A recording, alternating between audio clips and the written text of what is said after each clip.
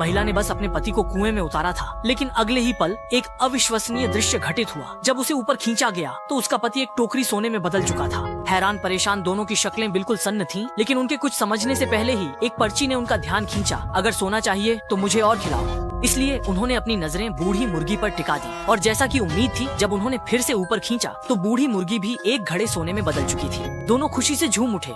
इस बार भी उसमें एक पर्ची थी, और ज्यादा चाहिए तो मुझे और ज्यादा खिलाओ। इसलिए दोनों ने एक साथ छोटी बहन के पति की ओर देखा और एक साहसी योजना चुपचाप जन्म लेने लगी। इसी तरह दोनों ने जल्दी ही अनगिनत सोना इकट्ठा कर लिया, लेकिन वे फिर भी संतुष्ट नहीं हुए। अगले दिन वे कस्बे के एक पुलिसकर्मी के पास गए और एक छोटी थैली सोने के बदले उससे हर दिन एक अज्ञात लाश लाने को कहा। पुलिसकर्मी ने उनकी बात मानी और शुरू में ज्यादा नहीं सोचा, लेकिन जल्दी ही उसे कुछ गड़बड़ महसूस हुई। इन दोनों औरतों के पास इतना सारा सोना आखिर आया कहां से? इसलिए उस रात आधी रात को वह अपने साथियों के साथ सीधे उन औरतों के घर में घुस गया। जब उसने जमीन पर बिखरा हुआ सारा सोना देखा तो उसने औरतों को आदेश दिया कि उसे उसका आधा हिस्सा देना होगा। लेकिन जब वे सभी आपस में बहस कर रहे थे, तभी अचानक आसमान में एक बिजली चमकी और उसके तुरंत बाद एक डरावना काला साया प्रकट हो गया।